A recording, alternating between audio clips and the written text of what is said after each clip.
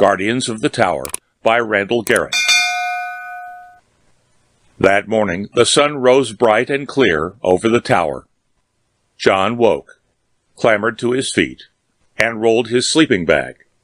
Within 5 minutes, he was fully awake and ready to protect the tower against its enemies. He took his station and stared over the sea. Far in the distance, he could make out the bomb-blackened city. Off to the left was the spot of green that indicated the village of the free people. Somewhere beyond were the lands of the wild ones, the ones John was here to defend the tower against. "All well to the east," he cried when his turn came. The other guardsmen, stationed in a circle around the tower, called off their observations in turn. The morning passed slowly. A little before noon, the man at the top of the tower cried, "Enemy boat approaching! Prepare to defend the tower!" John's mouth tightened, and he squinted toward the dot of light on the sea that was a boat of the wild ones. Slowly, he drew his sword and whisked it through the air a few times, loosening his wrist. It was the first time in over a month that he had been called upon to do battle in the name of the tower. From within the tower, an auxiliary guard force came running out and took battle stations. They stood ready, waiting for the wild ones to come. No one knew what the tower was. It had been there as long as any of the free people could remember, and probably had been there forever. It was sacred to them, and, for that reason, was under constant attack by their enemies from the wild places. At 23, John had been a tower guard for nearly 3 years, had taken part in almost 20 defenses. The wild ones had practically captured the tower twice, but each time the Guardians had driven them off. Now they were back for another try. John waited tensely as they drew near. Time passed slowly. 5 minutes, 10, while the enemy attacking party approached. The lookout at the top of the tower sang out periodically, keeping the guards below informed of the boat's progress. Finally, "They're here! Prepare to defend the tower!" The great sailing ship pulled up on the shore, and men began to pour forth. 10, 20, 30 men. It was a good-sized army, and John gasped when he saw who was leading them. He was a giant, topping 7 feet by several inches. His sword glittered in the sunlight as he slashed it savagely through the air, and his hair was a coarse, matted mane. He growled some barbaric command, and the wild ones charged onward. The ring of defenders tightened and stood firm, waiting for the attack. Swords rang. John found himself opposing a brawny youth with fierce, widely spaced eyes and a good sword hand. He parried a two-handed chop that could have cut him in half, and smashed back with a quick lunge that drew blood. "Dog!" The wild one flicked the blood from the flesh wound and drove forward. John parried again, drove in, crashed his sword off the other's hilt. His hand numbed, the wild one dropped his sword. Without hesitating, John cut the unarmed man down and turned to seek his next opponent. He glanced over and saw Len, the tower captain, in tight combat with the gigantic wild one. The giant was driving Len back toward the sea with sweeping swings of his huge broadsword. John turned and started to go to Len's assistance, but another barbarian imposed himself.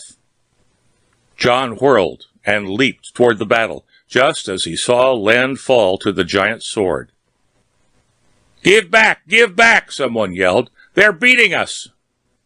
"They're not beating me," John thought fiercely, as he laid open his opponent's arm with a savage slash, and followed immediately with a quick swipe that ripped open the wild one's throat. Breathing hard now, John turned to look for his next opponent. He had but one thought: the tower must be defended. The tower was sacred to the free people.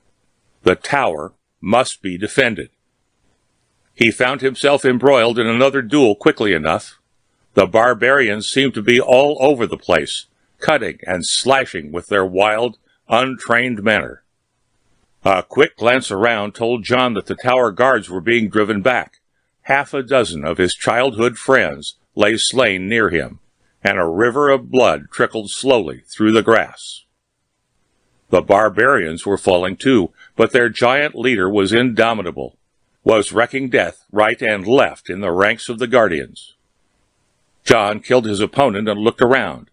The thick of the battle was on the other side of the tower, he saw. It was now nearly noon, and the sun blazed brightly off the tower's metal sides. When he reached the other side, he was surprised to see barely half a dozen guards remained alive. Half a dozen out of nearly 40. John plunged into the fray with furious energy, cutting down 3 wild ones before they realized he was there. That narrowed the odds considerably. Only 3 of the free people remained, and 4 of the wild ones. It had been a bloody, fierce battle, with heavy losses of life on both sides.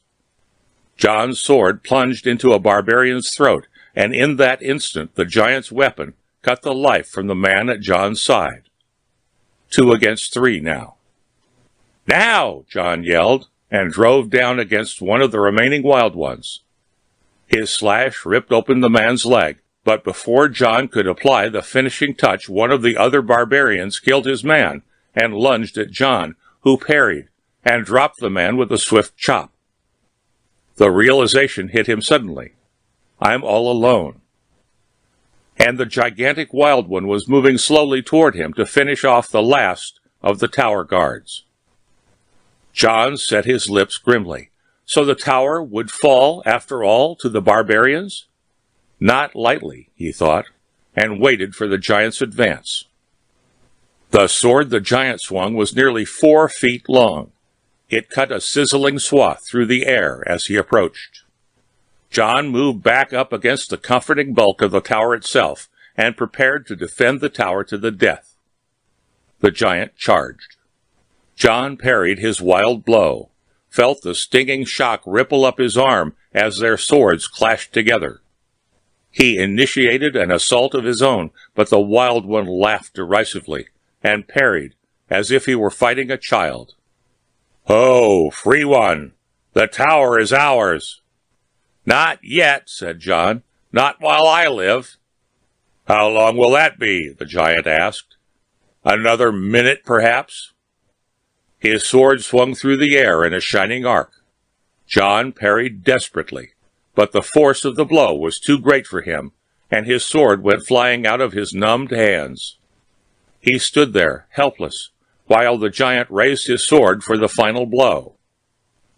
And suddenly 6 inches of bright steel protruded from the giant's chest. A red fountain of blood bubbled forth. The giant seemed in amazement for a second, then began to topple like a felled oak. Astonished, John looked up and saw the wild one he had wounded standing there, holding a bloody sword. "You killed him?" John said uncomprehendingly. "Why?" The wild one shook his head uncertainly. "I don't know," he said. I suddenly realized he had to die." Exhausted, John leaned against the tower to support himself and shook his head. "Why did you save me? The tower was yours. Why?" "I think I understand," the wild one said slowly. He threw his sword to the ground. "It is something I have long thought of. We fight you because we hate you, because we envy your free life. You have something to fight for in this tower. I want to join you. I want to join the free people." John smiled. "You're welcome to come to our village with me," he said.